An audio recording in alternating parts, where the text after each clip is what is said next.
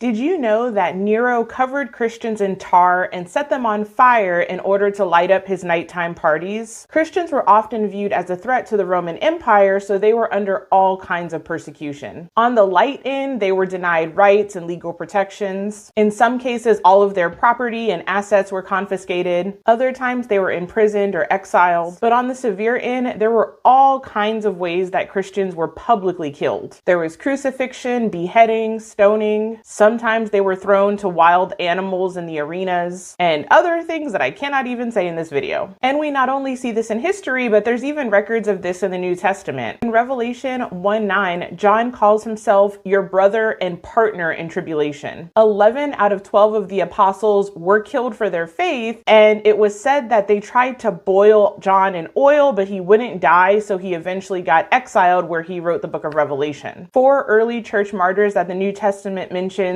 include Stephen, Antipas, John, and James, son of Zebedee. And in so many of the letters to the early church that are in our New Testament, we see a constant exhortation and encouragement for the Christians undergoing severe persecution and tribulation and suffering. One example is found in Hebrews 10:32. It says, "But recall the former days in which after you were illuminated, you endured a great struggle with sufferings, partly while you were made a spectacle both by reproaches and tribulations, and partly while you became companions of those who were so treated. For you had compassion on me in my chains, and joyfully accepted the plundering of your goods, knowing that you have a better and an enduring possession for yourselves in heaven. Therefore do not cast away your confidence, which has great reward. For you have need of endurance, so that after you have done the will of God, you may receive the promise." And we also see the call to faithfulness all throughout the book of Revelation. Listen to what Jesus tells the early church in Revelation 2:10. He says, "Do not fear any of those things which you are about to suffer. Indeed, the devil is about to throw some of you into prison, that you may be tested, and you will have tribulation 10 days.